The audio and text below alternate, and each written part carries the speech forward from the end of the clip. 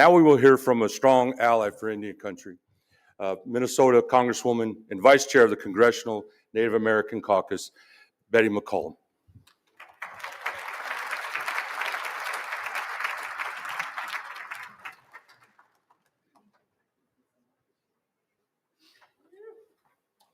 Good morning.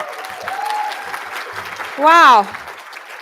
I have to tell you, as a mother, as an auntie, and as a social studies teacher, those two young adult women, they rocked it. Let's give them another round of applause. They spoke to the heart of what brought me to Congress, and that's to make sure we leave. There's all kinds of phrases we use: the ladder down, the window open, the door ajar, to give them the space to make our nation and your nations great. And they did it. They talked about, they challenged us, right, on climate change.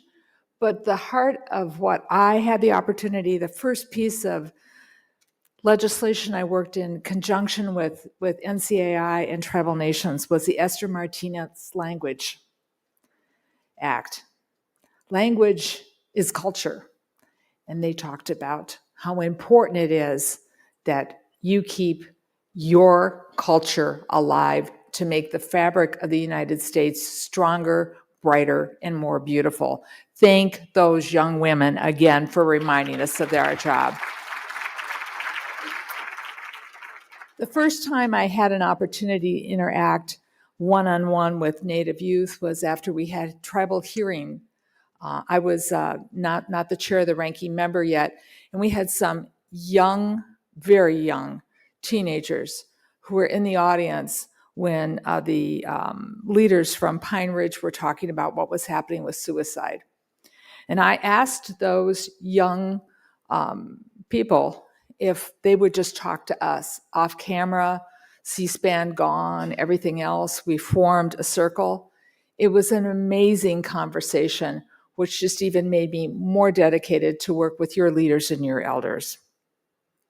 I want to just go back to some of the things that the president pointed out. Your president, my favorite president, and that's on trust and treaty responsibilities. But we not only need to recognize that as a national level, we need to work with you to make sure you are recognized by your states, your counties, and the municipalities you work with, especially when it comes to the work that you need to do with criminal justice and keeping your communities safe. There's so much work to do. Now, sovereignty. It sounds great, and I know the administration's talked about it, but as my grandmother would say, the proof will be in the pudding, right?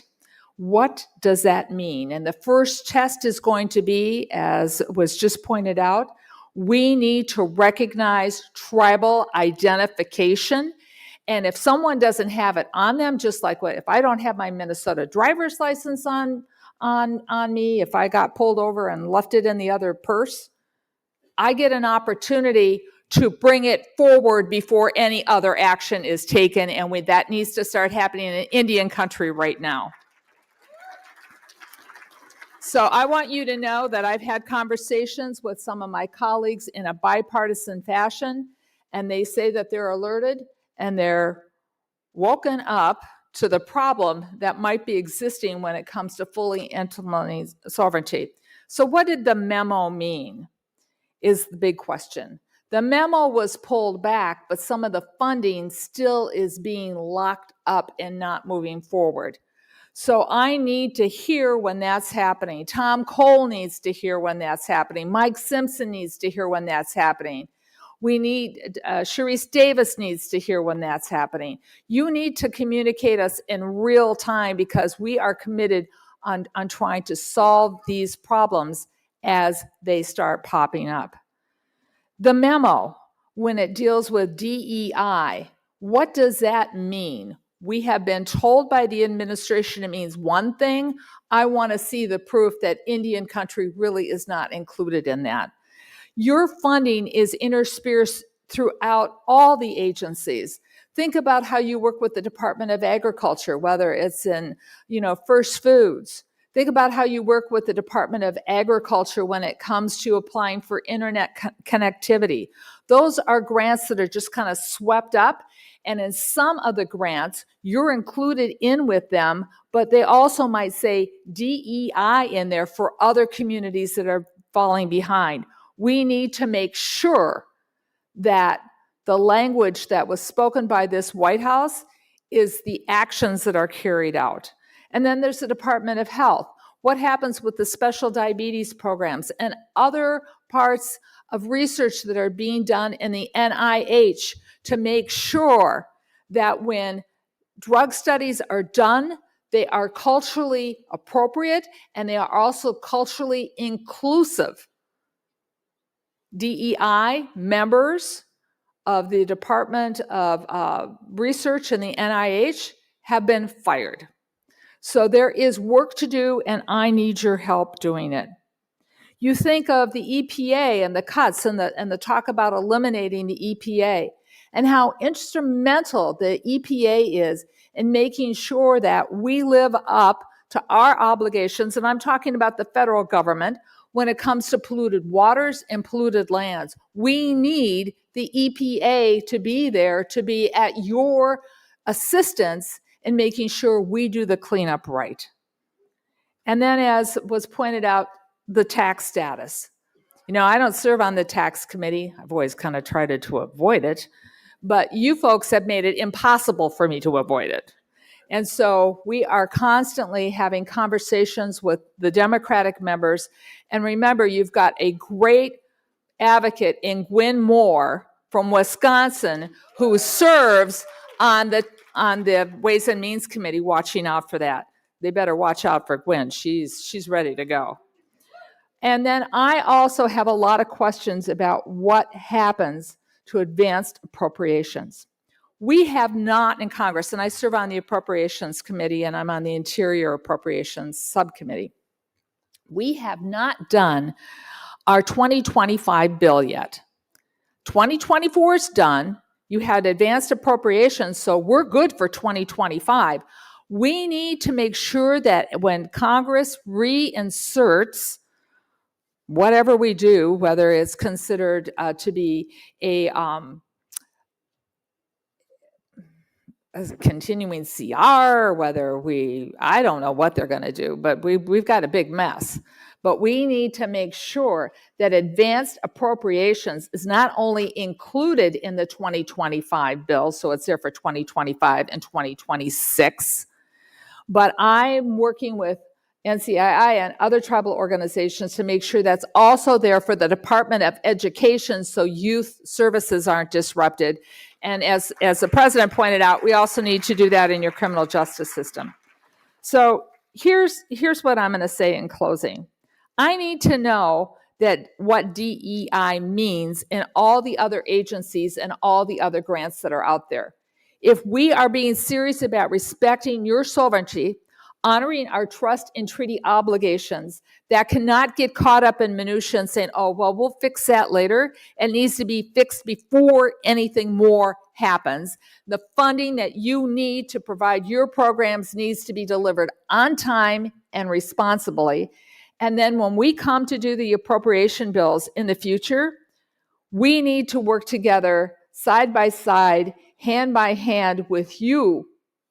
Not with me suggesting things, with you suggesting to me in a bipartisan fashion that we have done with Chairman Cole and Chairman Simpson and so many others who are part of the Native American Caucus.